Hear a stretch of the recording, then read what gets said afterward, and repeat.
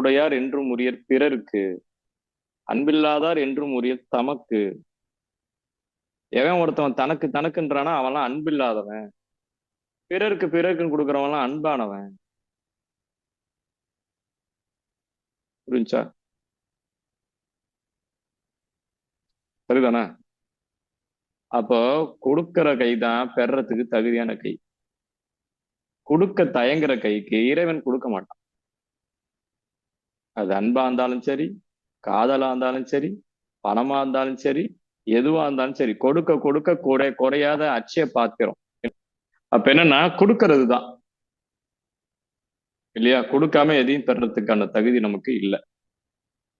அப்ப நம்ம கொடுக்க ஆரம்பிக்கணும். நீங்க அன்பு கொடுத்தா ரோட்ல போறவங்க வர்றவங்க இருந்து அன்பு கொடுக்கறதுக்கு ரெடியா தான் இருக்காங்க. ஏன்னா எல்லாருக்குள்ளயும் இறைவன் இருக்கான். அன்புன்னு கொடுத்துட்டீங்கன்னா உடனே அங்கிருந்து இறைவன் வெளிப்பட ஆரம்பிச்சிருவோம். அன்பே சிவம். சும்மா நிக்கிறவன்ட்ட கூட நீங்க அன்பு கொடுங்க, உடனே அவர் இறைவன் மாதிரி அன்பு கொடுக்க ஆரம்பிச்சிருவாரு. யாரோ ஒரு ஆள் முறைக்கிறான்,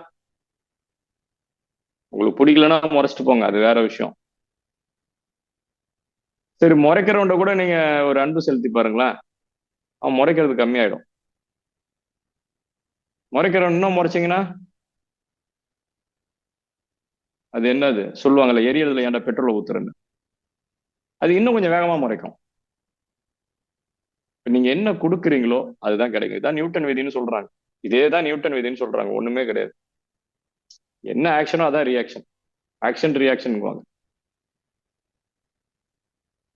டைரக்டர் ஆக்ஷன் சொன்ன உடனே அங்க ரியாக்ஷன் காட்டணும் ஆக்டர். புரியுதுங்களா? வர்றவன் போறவங்க எல்லாம் உங்கள்ட்ட ஆக்ஷன் சொல்லிட்டு போயிடா, நீங்க ரியாக்ஷன் ஆகுறீங்க. வரவன் போறவனா என்னது? வரவன் போறவங்களாம் எதையாவது நோண்டி விட்டு போயிடுறான், நீங்க ரியாக்ஷன் ஆயிட்டு கிடக்குறீங்க.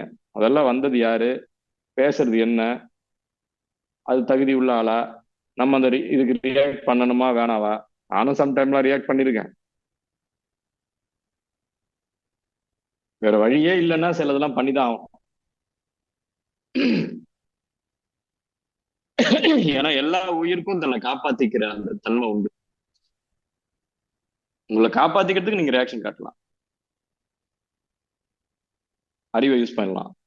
உங்களை காப்பாத்திக்கிறதுக்கு என்னெல்லாம் ஆயுதம் இருக்கோ அத்தனையும் பயன்படுத்தலாம். பயன்படுத்துறதுக்கு தான் இருக்கு. புரியுதுங்களா? ஆனா அன்பு செய்யறதுக்கு ஆள் இல்லைன்னு மட்டும் இந்த உலகத்துல நீங்க சொல்லவே கூடாது. புரிஞ்சுக்கீங்க? புரியுதுங்களா?